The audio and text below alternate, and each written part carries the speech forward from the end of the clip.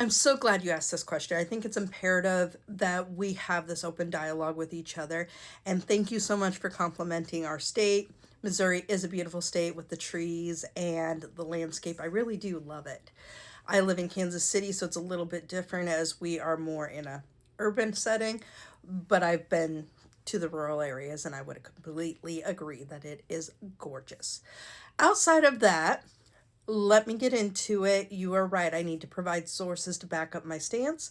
And with that, here is a pie graph that I pulled from the 2024 Missouri Department of Revenue. This is the last fiscal year that's currently available. The others haven't been published yet.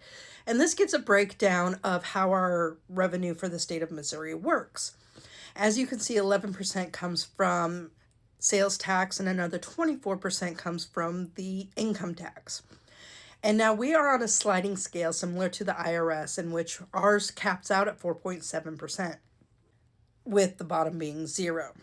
In the state of Missouri, 20% of households fall under the poverty line of $30,000. So, with that, a lot of those households pay little to no income tax, but they still pay sales tax, which right now averages about 8% across the state, given county and city mixed into that. So if we look at this graph, we would have to nearly triple the sales tax in order to make up from the lost revenue of the income tax.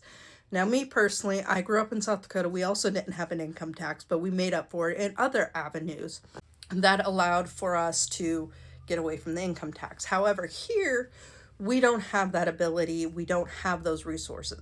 However, we do have one of the lowest corporate tax rates in the United States at 4%. I personally believe that if we were to increase that rate, then we could decrease the state income tax across the board. However, right now, where they're not willing to increase that, that is creating this bottleneck. Here you can see that our income from sales tax is about 4.6 million and our income tax is about 9.6 million. Billion, sorry, with a B, not an M. And with that being, again, you would see the difference there if we switch to a state tax instead of an income tax. With that sales tax, it would be everyone paying that flat rate.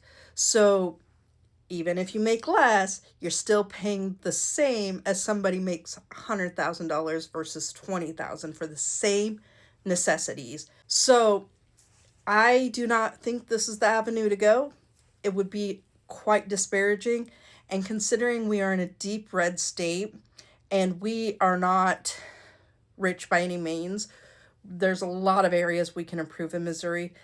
Moving this to offset and affect our neighbors that may not make as much is not the way to go.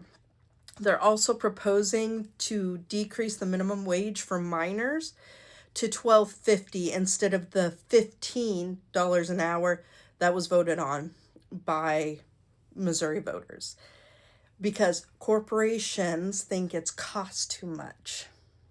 And again, I've worked in finance for 12 years. I fucking hate taxes, but I understand the backside of it because I do read these reports. I do see where it goes, and I'm always been a math person, so I can do the math. And right now, where they're wanting to shift it, it's just not playing out. So I really appreciate this question. What may work in Tennessee may not work here in Missouri. And when I was looking it up for affordability, weirdly enough, Missouri came in above Tennessee every time. I don't know if that's true or not, but it was listed up there with affordability. Again, gauge your sources. Let me know if you have any questions. I would love to have this open dialogue.